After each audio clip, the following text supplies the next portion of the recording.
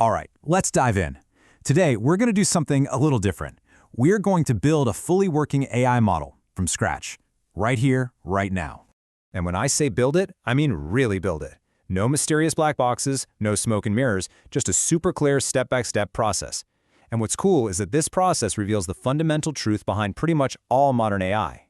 Ready? Let's do this. Okay, so every hero needs a quest, right? Well, our little AI model is no different. Its mission is super simple. If we give it a number X, it has to figure out how to predict the correct number Y. That's it. It has absolutely no idea what the connection between them is. So, think about it. How does anything learn? You need examples, right? A textbook. Well, this table you see here, this is our AI's entire textbook. Just these 4 simple pairs. That's it. These are the only clues it gets to solve the whole puzzle. And here's our hero, the model itself. It's really just this one simple little equation. X is the number we feed it, and W, that single letter, is the only thing the model can change to learn. You can think of W as its entire brain. It's the one thing it can tweak. When we start, our model is a total blank slate. It knows nothing, nada. So we set its brain, that W value, to 0. It is literally starting from scratch. All right, so W is 0. The model is ready to take its first guess. And, like any good origin story, it's gonna fail. But the really cool part isn't that it fails, but seeing exactly how it fails. Okay, let's walk through this first attempt. We give it our first import, x equals 1. The model takes that and multiplies it by its brain, W, which is 0. So it predicts 0. But, the right answer was 2. The difference between what it guessed and the right answer is the error, in this case, -2. Then we square that error to get what we call the loss, which is 4. We square it to make sure the number is always positive, and it also makes bigger mistakes sting a little more. So that number, 4, is a perfect measurement of just how wrong it was. So the model messed up. But, and this is the important part, it knows exactly how much it messed up by. The big question is, what does it do with that info? Well, this is where we give our little model its superpower. This is how it's going to learn from its mistakes. This formula right here, this is the secret weapon. I know it might look a little intimidating, but it's really just a simple recipe for self-correction. All it does is create a new W by taking the old W and just nudging it a little bit based on how wrong it was. That learning rate thingy, that just controls how big the nudge is. We don't want it to jump around too wildly. Believe it or not, this simple rule is the engine that drives all of machine learning. Okay, so now our model has everything it needs. It's got the textbook of data, it's got a way to make a guess, and it's got the secret weapon to fix its mistakes. So what's left?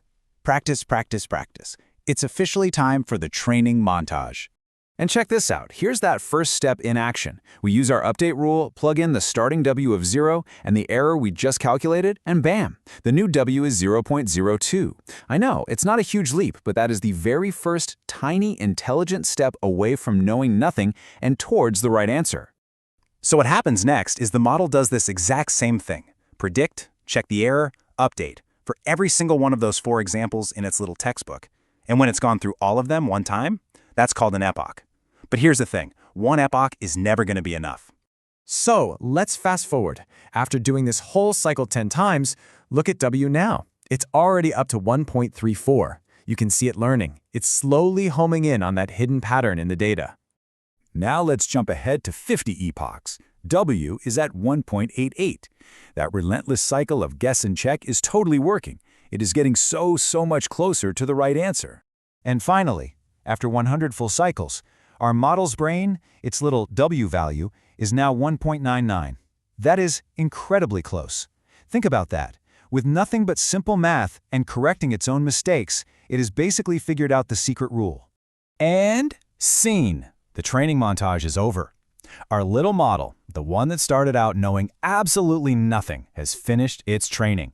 It's gone from 0 to hero. Now it's time for the final exam. Let's see what it's really learned. So after all that work, the final value for W is pretty much exactly 2. The model all by itself discovered the hidden secret in the data. You just multiply the input by 2 to get the output. It figured it out. But wait, this is the real test, isn't it? I mean, it's one thing to get good at the questions in the textbook, but can it apply what it learned to a problem it has never seen before? That's the real mark of intelligence. Okay, let's try it. Let's give it a brand new input it's never seen. X equals 5. The model uses its hard-won knowledge that W is 2. It calculates 2 times 5, and it predicts 10, which is the right answer. It works. The model didn't just memorize the data, it actually understood and generalized the rule. It learned. So there you have it. We actually did it. We built a working AI from the ground up. But why does this simple little example even matter? Well, because our model's little hero's journey actually reveals a deep truth about basically every single AI system on the planet today. And this, right here, is the really mind-blowing part. Those giant neural networks, the ones that power things like ChatGPT, they work on the exact same principle. Seriously, our model had one way, or what we call a weight. They have millions or even billions of them. Our model had one equation, they have tons. But that core learning algorithm, that simple update rule we just used, it's fundamentally the same. It is all just error correction, but on an absolutely massive, massive scale.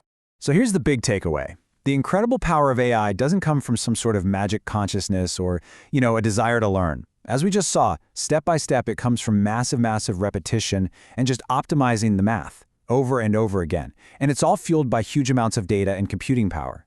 It's math, not magic. Really. And that brings us to the final idea I want to leave you with. If you remember just one thing from all of this, let it be this. AI models don't think like you and I do. They are incredibly sophisticated systems for sure, but they learn by doing one simple thing over and over and over, measuring their own errors and correcting them. And the cool part is, now you know exactly how that works from the very first step.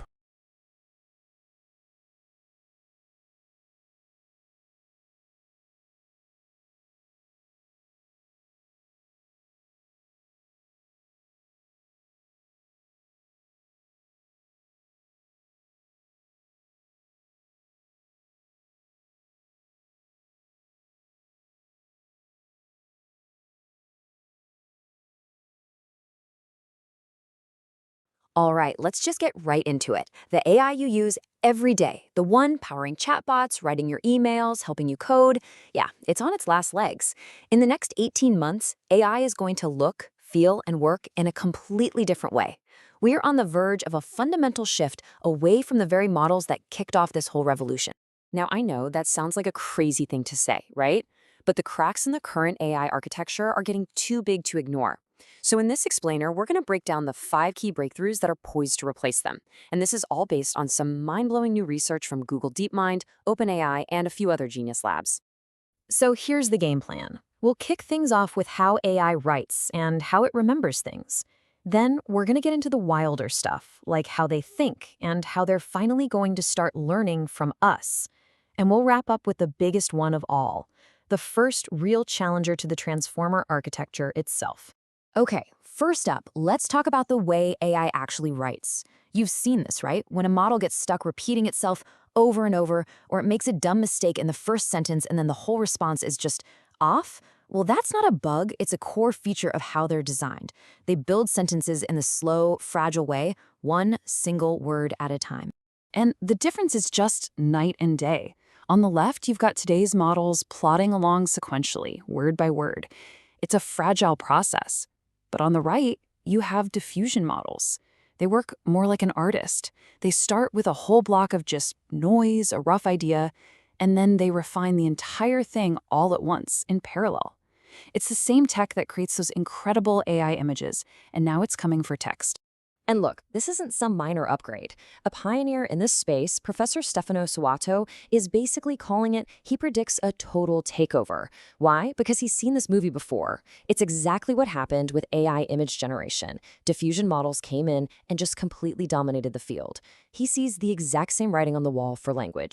So what makes it so much better? It really boils down to 3 things. 1, speed. They're already up to 10 times faster because they do everything at once. 2, smarter results. They're not locked into their early mistakes. They can go back and fix any word, anywhere, at any time, looking at the whole picture. And 3, flexibility. You want to edit a sentence smack in the middle of a huge document? No problem. It can do that without that awkward rewriting we see today.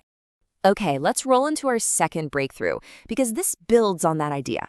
We're now talking about what might be the single biggest bottleneck in AI today. It's awful memory. You know, that context window, that hard limit on how much an LLM can remember at once? Well, there's a fundamental mathematical reason it exists. And it all comes down to this monster, the quadratic scaling problem. It sounds complex, but the idea is pretty simple. For a transformer to make sense of a sentence, it has to compare every single word to every other single word. So if you double the length of your text, you don't double the work, you quadruple it. The cost just explodes, which makes a truly long-term memory basically impossible with this design. This chart just lays it out perfectly. Look at that bar for transformers. It just goes vertical, right? That is the computational wall we have slammed into. But then look at the other bar, the one for these new subquadratic models. It's a nice, gentle linear slope. Suddenly, the dream of an infinite context window doesn't seem like science fiction anymore. It actually looks doable. So how did they do it? Well, it's a really clever trick. Instead of trying to hold every single word in its active brain forever, these new models compress the older stuff into a super dense mathematical summary. It's like you having a perfect memory of the last conversation and really, really good notes on everything that happened before that. It just neatly sidesteps the entire... So let's just quickly recap the 5 huge shifts we're about to see. We're moving from clunky word-by-word generation to fast, holistic writing. From tiny memory to effectively infinite context. From thinking in our language to its own efficient language of ideas. From static, old knowledge to models that learn every day. And finally, from just approximating answers to maybe, just maybe, truly understanding. But, and this is a huge but, the entire AI industry is built on transformers. The inertia is massive. As Leon Jones himself says, for the whole industry to switch, a new technology can't just be a little bit better. It has to be crushingly better. And that really leaves us with the big question. These 5 breakthroughs are revolutionary. They promise an AI that is faster, smarter, more flexible, and has a much deeper understanding of the world. But are they crushingly better enough to force a massive industry-wide shift? Well, the next 18 months are going to give us the answer.